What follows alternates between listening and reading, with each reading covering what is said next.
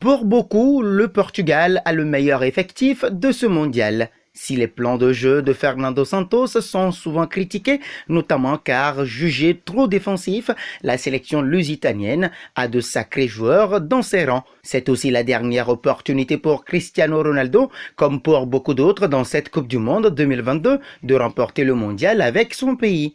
Si les Portugais doivent encore attendre jeudi pour débuter dans ce mondial face au Ghana, Cristiano Ronaldo était présent en conférence de presse ce lundi. Forcément, il a été interrogé sur cette petite polémique qui a vu le jour il y a quelques jours à la suite d'une vidéo dans laquelle on sent une grosse froideur avec Bruno Fernandes, son coéquipier en sélection et à Manchester United. Ce dernier n'aurait pas apprécié les propos de son compatriote dans la désormais célèbre interview accordée à Piers Morgan, dans laquelle il n'hésite pas à tacler à tout va les Red Devils. Ces périodes d'avant-mondial ont toujours des polémiques, mais ma relation avec lui est excellente.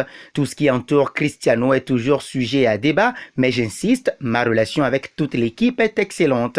Avec Bruno, avec Cancelo, avec Félix, et j'en profite, arrêtez de poser des questions sur Cristiano Ronaldo aux joueurs. Posez-leur des questions sur eux et sur le Portugal. C'est facile d'avoir un avis, mais le timing de l'interview ne va pas avoir de conséquences. Les joueurs savent tout, comment je suis, comment je pense. Ils ne vont pas être influencés par ça. Ce groupe est unique, ils veulent jouer. Je ne pense pas que cette affaire puisse les distraire, a expliqué l'ancienne vedette du Real Madrid avant d'enchaîner sur la pression inhérente à son statut de star de l'équipe. Si à 37 ans et 8 mois, je devais encore prouver des choses, je serais inquiet. Les avis des gens, je les respecte quand même. Je veux faire un grand mondial pour ma famille, pour mes fans, je veux gagner. Il ne me manque rien, j'ai tout. Tout le monde veut gagner le mondial. La responsabilité, c'est la même depuis toujours. La pression aussi. Parfois, ça se passe bien, d'autres fois mal, mais je n'ai aucun problème pour les assumer, a conclu le Portugais. Quand on est au banc des remplaçants et proche de la sortie du côté de Manchester United, Cristiano Ronaldo vit aussi des heures compliquées en sélection, alors forcément tous les regards seront tournés vers le quintuple Ballon d'Or. Avec 191 sélections à son actif, 117 buts, l'ancien buteur de la Juventus Turin et du Real Madrid aura forcément à cœur de briller, qui plus est sur la prestigieuse des compétitions. Frustré après son faux départ lors du dernier mercato estival et en manque de temps de jeu en club, CR7 n'en demeure pas moins un cadre de la sélection portugaise.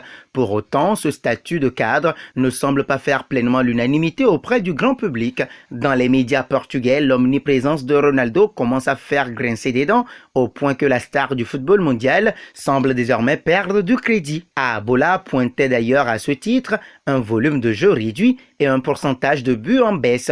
Pire encore, un récent sondage réalisé par le quotidien lusitanien révélait que 57% de supporters voulaient le voir débuter sur le banc contre l'Espagne lors de la dernière journée de la phase de poule de la Ligue des Nations. Méfiance tout de même, car si la star mancunienne ne semble plus faire l'unanimité, CR7 reste CR7 et un réveil au Qatar pourrait tout changer. Le mondial pour relancer la saison du Portugais, réponse dans quelques jours. Le Portugal commence son aventure ce jeudi et veut aller au bout. Le Portugal est une équipe qui joue très bien, ce qui n'est pas la même chose que faire du beau jeu. Bien jouer, c'est marquer des buts sans en prendre. Voilà le secret de cette sélection. Ces mots, ce sont ceux de Fernando Santos, le sélectionneur du Portugal, et ils résument à eux seuls les forces et les faiblesses de cette sélection. S'appuyant sur une base défensive plus que performante, cette formation portugaise peine parfois à se montrer séduisante aux abords de la surface adverse.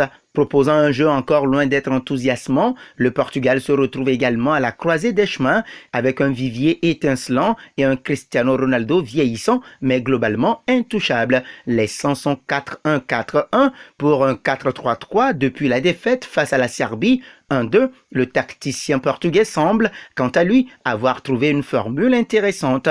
Plus compacte au milieu de terrain, la sélection trouve ainsi deux meilleures transitions entre sa défense et ses trois hommes d'attaque.